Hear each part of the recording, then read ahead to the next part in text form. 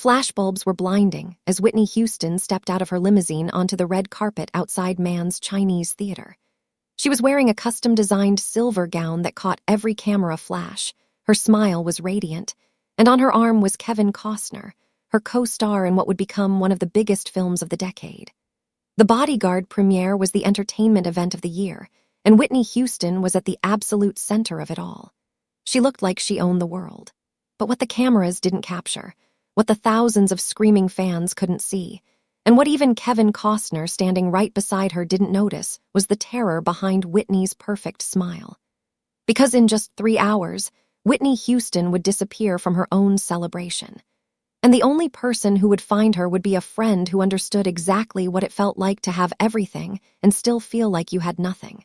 Denzel Washington had known Whitney Houston since they were both young performers trying to make it in an industry that wasn't always kind to Black excellence.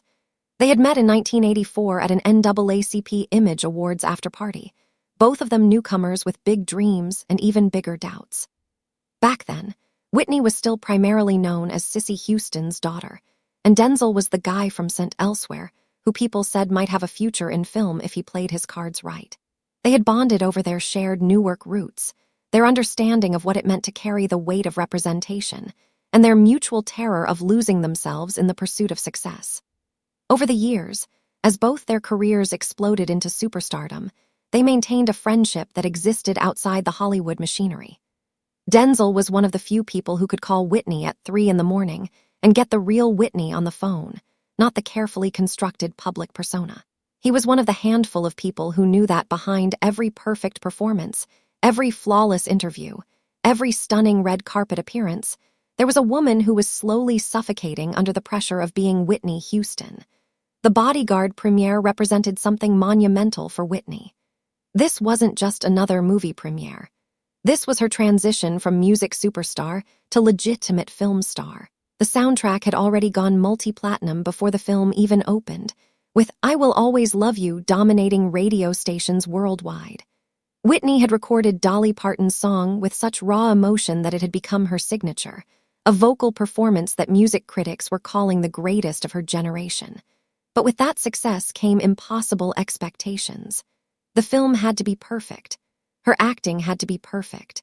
Everything about this night had to be perfect because the whole world was watching to see if Whitney Houston could actually act, or if she was just a singer playing dress-up in Hollywood. The after-party at the Beverly Hills Hotel's Crystal Ballroom was everything you would expect from a major Hollywood premiere in 1992. Crystal chandeliers, champagne fountains, and a guest list that read like a who's who of entertainment royalty. Whitney moved through the crowd like royalty herself, accepting congratulations, posing for photos, and giving interview after interview to entertainment reporters who all asked the same questions. How did it feel to make the transition to film? Was she nervous about the reviews?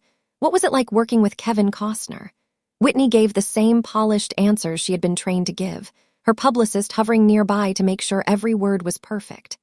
But Denzel, watching from across the room where he stood talking with Sidney Poitier, noticed something that no one else seemed to see.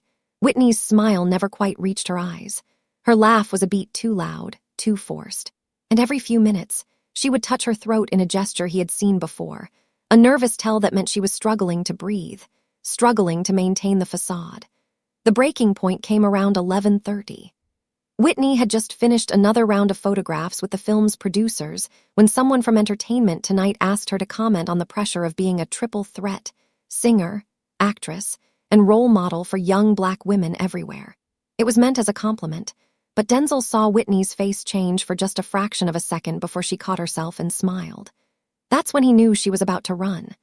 He had seen it before, at an awards show 2 years earlier when Whitney had locked herself in a bathroom stall for 40 minutes because the weight of perfection had become too heavy to carry. Denzel excused himself from his conversation and began moving toward Whitney, but he was too late. By the time he reached the spot where she had been standing, Whitney was gone. The security team at the Beverly Hills Hotel was discreet and professional, which meant they wouldn't tell anyone where Whitney had gone even if they knew. Denzel checked the obvious places first. The bathroom empty. The private lounge reserved for VIP guests empty. Her limousine was still parked outside, so she hadn't left the property. Kevin Costner, when Denzel found him, was completely unaware that anything was wrong. "She said she needed some air," he told Denzel with a shrug. "Said she'd be back in 10 minutes. That had been 45 minutes ago. Denzel knew Whitney well enough to know that when she said she needed air, she didn't mean a quick step outside. She meant she needed to escape, to find somewhere she could breathe without the weight of Whitney Houston crushing down on her. He thought about all the times over the years when she had called him in the middle of the night, her voice small and scared, asking him to just talk to her about normal things because she couldn't remember what normal felt like anymore. He thought about the conversation they had had 6 months earlier when she was recording the soundtrack, when she had confessed that sometimes she looked in the mirror and didn't recognize the woman staring back at her. The hotel had 15 floors, dozens of conference rooms, multiple restaurants, and a sprawling garden. Finding one person who didn't want to be found should have been impossible, but Denzel had an instinct about Whitney. He knew that when she was overwhelmed, she went up, not down. She needed to feel like she could see everything from a distance, like she could get perspective on the chaos of her life by physically rising above it. He took the elevator to the top floor, then found the service stairs that led to the roof access. The door that was supposed to be locked was propped open with a hotel ashtray. Denzel pushed through and stepped out onto the roof of the Beverly Hills Hotel. The Los Angeles skyline spread out before him in a glittering panorama of lights, and there, sitting on the edge of the building with her legs dangling over the side, was Whitney Houston. She was still wearing her silver premiere gown, but she had kicked off her heels.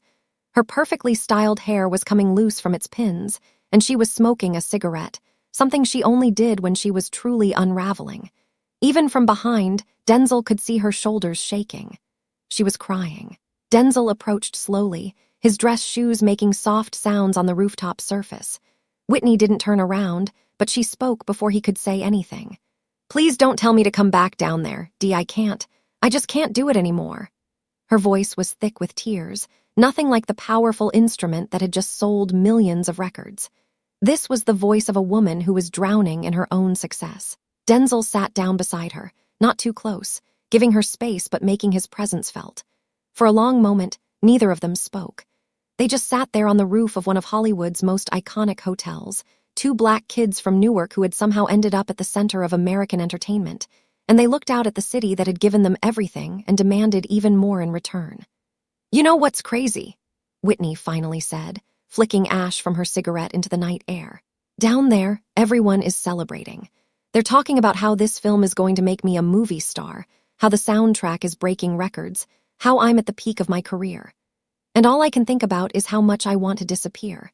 How much I want to just be Whitney, just the girl from Newark who liked to sing in church and didn't have to be perfect every single second of every single day." Denzel let her words hang in the air, understanding that sometimes the most important thing you can do for someone is simply let them speak their truth without trying to fix it. Whitney took another drag from her cigarette, then continued. "I remember when I got cast in this movie. I was so excited, Dee. I thought, this is it. This is my chance to show people I'm more than just a voice. I'm an artist. I'm an actress. I can do anything." She laughed bitterly. "But you know what happened. The second we started filming, all I could think about was what people would say if I wasn't good enough. What they would say if I failed. What they would say if it turned out that Whitney Houston was just a singer who should have stayed in her lane." She turned to look at Denzel for the first time, and in the dim rooftop lighting, he could see that her makeup was streaked with tears. "I'm so tired of being Whitney Houston. I'm so tired of having to be perfect. I'm so tired of feeling like if I'm not the best at everything, then I'm nothing at all." Denzel Washington had won critical acclaim for his performances in films like Glory and Malcolm X. He had proven himself as one of the finest actors of his generation. And from the outside, his career trajectory looked like a steady climb toward inevitable greatness. But what no one knew, what he had never really talked about publicly, was the night after his first Oscar nomination when he had driven to a beach in Malibu at 3 a.m. and screamed at the ocean until his voice gave out. Because suddenly, being Denzel Washington wasn't just about acting anymore. It was about representing excellence, about never being allowed to have an off day, about carrying the dreams and expectations of an entire community on your shoulders. It was about knowing that if you failed, people wouldn't just say Denzel Washington failed. They would say, "See, we told you black actors couldn't carry films. The pressure was crushing, and no one talked about it because talking about it meant admitting that success could be a kind of prison. "You want to know something I've never told anyone?" Denzel said quietly. Whitney looked at him, surprised. Denzel wasn't someone who typically shared his vulnerabilities. "The night I got nominated for my first Oscar, I had a panic attack in my car. I was sitting in the parking lot of the Dorothy Chandler Pavilion after the ceremony, and I couldn't breathe. My wife had already gone home with the kids, and I was just sitting there alone, having this complete breakdown because all I could think about was how I had to be perfect from now on. How every role, every interview, every public appearance had to be flawless because people were watching. People were judging. People were waiting for me to prove them right or wrong about whether a black man could really be a leading man in Hollywood." Whitney was listening intently now, her cigarette forgotten and burning down between her fingers. Denzel continued, "And you know what the crazy part was? I wanted to call someone. I wanted to talk to someone about how scared I was. But I couldn't because Denzel Washington doesn't get scared. Denzel Washington is strong, confident, in control. So I sat in that parking lot for 2 hours, and I cried like a baby because I realized that from that moment on, I wasn't just Denzel anymore. I was Denzel Washington, capital D, capital W, and that person had to be perfect all the time." Whitney was crying again, but these were different tears. These were tears of recognition, of finally hearing someone articulate the exact feeling that had been choking her for years. "How do you handle it?" she asked, her voice barely above a whisper. "How do you keep being Denzel Washington without losing Denzel?" It was the question Denzel had been asking himself for years, and he still didn't have a perfect answer. But he had learned some things. "I stopped trying to be perfect," he said. "I know that sounds simple, but it's the hardest thing I've ever done. I had to learn that Denzel Washington is just a role I play in public. But when I go home, when I'm with my family, when I'm alone with my thoughts, I'm just Denzel. I'm just a guy from Mount Vernon who loves acting and is terrified of failure and sometimes has no idea what he's doing. And you know what? That guy is okay. That guy is enough." He turned to face Whitney directly. "You're up here on this roof because you think if you're not perfect, Whitney Houston, then you're nothing. But that's the lie, Whit. The lie is that Whitney Houston is who you have to be all the time. The truth is that Whitney Houston is what you do. But who you are, that Newark girl who loves to sing, she's still in there. And she's the one who matters." Whitney sat with Denzel's words for a long time, staring out at the Los Angeles skyline as if the lights might hold some answer to the questions she had been asking herself. In the distance, they could hear the muffled sounds of the party continuing below, completely unaware that the guest of honor was having an existential crisis on the roof. "You know what scares me the most?" Whitney finally said. "It's not failing. It's succeeding. It's the idea that this film is going to be huge. The soundtrack is going to sell millions, and then everyone is going to want more. More albums, more movies, more perfection. And I don't know if I have more to give. I don't know if I can keep being this version of myself that everyone expects." She looked at Denzel with eyes that held a depth of exhaustion he had rarely seen. "What if success is just the beginning of a bigger prison? What if the more successful I become, the less of myself I get to keep?" Denzel understood this fear intimately. He had watched countless performers reach the peak of success only to find that the peak was the loneliest place to be. He had seen marriages crumble, friendships dissolve, and personal identities get lost in the machinery of fame. He had seen people choose substances over sanity because numbness felt better than the constant pressure to be exceptional. "You're right to be scared," Denzel said honestly, "because you're asking the right question. Success isn't the enemy. It's how we respond to success that determines whether it liberates us or destroys us." He thought for a moment, choosing his next words carefully. "My father told me something when I was young that I didn't understand until I got into this business. He said, 'Denzel, the world is going to tell you who you should be. Your job is to remember who you actually are.' I think that's what you're struggling with right now. The world has told you who Whitney Houston should be. Perfect, flawless, always on. But you're sitting up here on this roof because that person isn't sustainable. That person is exhausting. That person is killing the real you." Whitney nodded slowly, wiping tears from her face with the back of her hand. "So what do I do?" she asked. "How do I survive this?" Denzel smiled, and it was a sad smile, the smile of someone who had asked himself the same question many times. "You start by accepting that you're not going to be perfect. You're going to make mistakes. You're going to have bad days. You're going to give performances that aren't your best. And the world is going to judge you for it because that's what the world does. But here's the secret, Whit. The people who actually love you, the people who actually matter, they don't love you because you're perfect. They love you because you're real. They love the Whitney who gets scared, who has doubts, who sometimes doesn't have all the answers. That's the Whitney worth protecting. He reached over and gently took the cigarette from her hand, stubbing it out on the rooftop. And you survive by finding people who see the real you and choosing to let them in. You survive by having places like this roof where you can come and fall apart when you need to. You survive by remembering that success is what you do, but it's not who you are. Who you are is enough, even without all the awards and albums and movie premieres. For the first time since they had been on the roof, Whitney smiled. It was a small smile, fragile and tentative, but it was genuine. You know what I realized up here, she said. I realized that I've been so focused on being successful that I forgot to ask myself if I was happy. And the scary thing is, I don't know if I even know what happiness looks like anymore. It's been so long since I felt anything other than pressure and fear and exhaustion. She looked down at her hands, at the expensive rings and perfect manicure that were part of the Whitney Houston costume. I used to sing because it made me feel alive. Now I sing because it's what people expect. I used to perform because I loved connecting with people. Now I perform because it's my job. When did it all become so mechanical? When did I lose the joy? Denzel thought about his own journey, about all the moments when he had felt disconnected from his craft, when acting felt like a chore rather than a calling. You lose the joy when you start performing for validation instead of expression, he said. When you start needing the applause to feel worthy, that's when it stops being art and starts being addiction. And I think that's what's happening to you, Whit. You've become addicted to being Whitney Houston because without that applause, without that validation, you're terrified of who you might be. Whitney looked like she had been punched. The truth of Denzel's words hit her with physical force because deep down, she knew he was right. She had become so dependent on being the best, on being perfect, on being worshipped, that the idea of just being Whitney, plain and simple, felt like death. How do I break that addiction? She asked, and there was desperation in her voice. The same way you break any addiction, Denzel replied. You acknowledge it. You admit that you have a problem.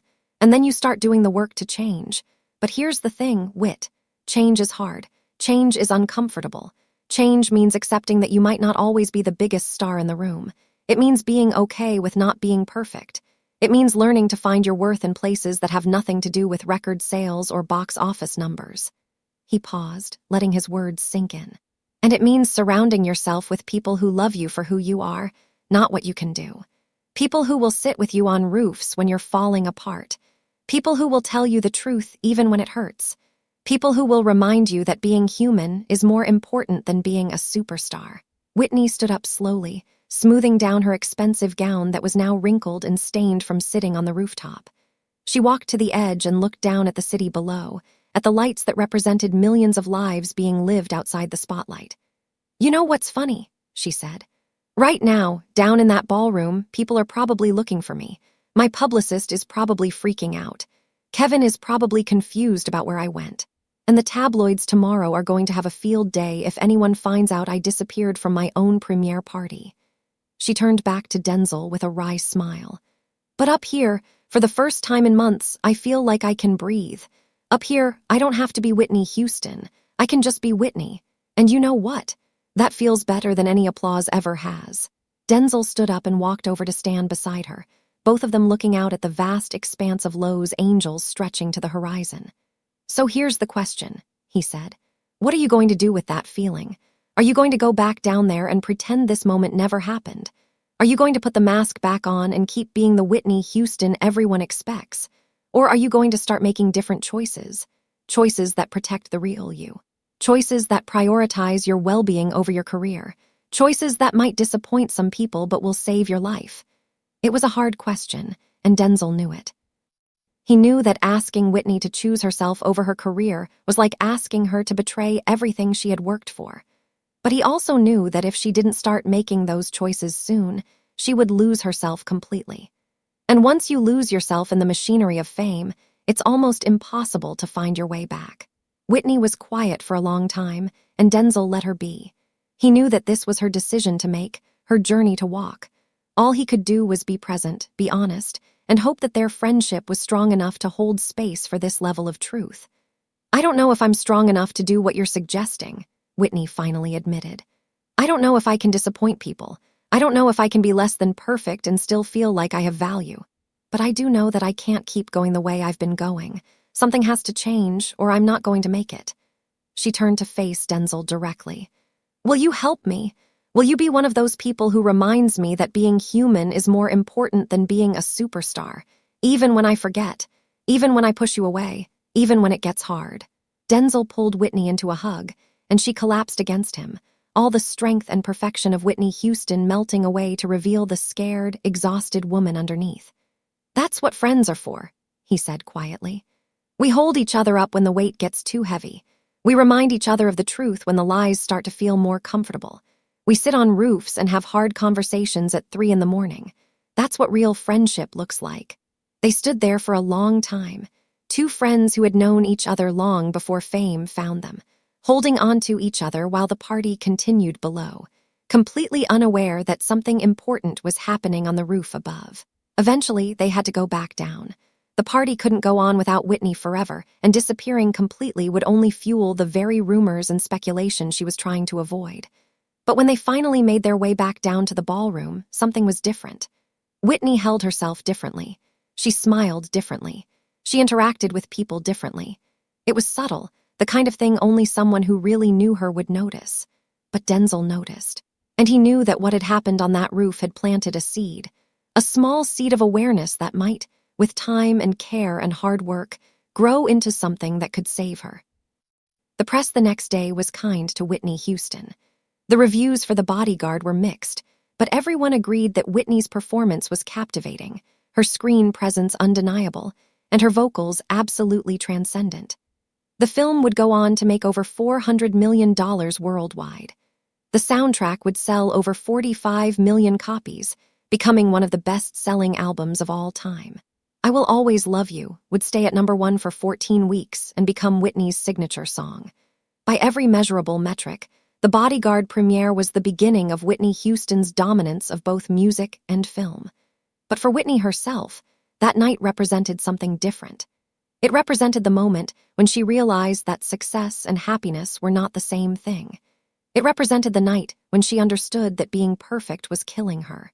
And it represented the beginning of a friendship that would be tested, strained, and ultimately proven stronger than the forces that tried to break both of them. In the years that followed that rooftop conversation, Denzel became one of Whitney's most important anchors. He was the person she called when the pressure became too much, when the tabloids were too cruel, when her marriage started to crumble, when her career began its painful descent. He was the person who showed up, no matter what, no matter when, no matter how messy things got.